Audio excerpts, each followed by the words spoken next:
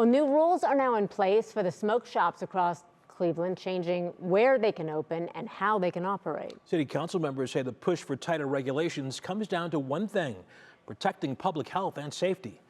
Peter Fleischer breaks down what's in the new ordinance. 15 yeas. Thank you.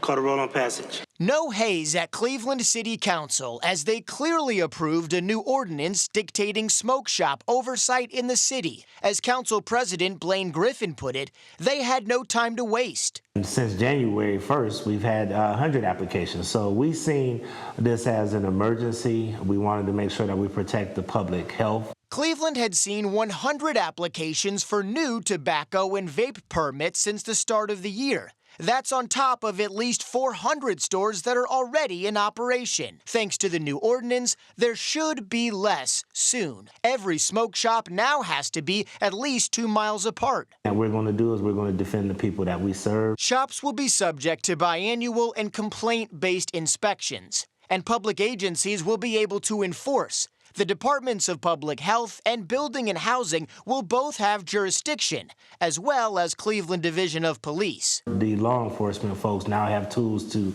go into these places and inspect and give fines or shut them down if they're not acting appropriately. And so we plan to enforce based on that and shut down smoke shops that are doing it illegally. Lawmakers say community health was the biggest cause for the ordinance. Organizations like the American Heart Association admit smoke shops don't help. What we're really concerned about is heart disease, is stroke, is lung cancer. With improved oversight, Cleveland can also crack down on synthetic drugs, where ingredients can be tough to track and horrible for customer health. We doggone sure don't need another predator in our community that tries to, undermine the health and safety and well-being of Cleveland. The rules are no longer cloudy for smoke shops in Cleveland.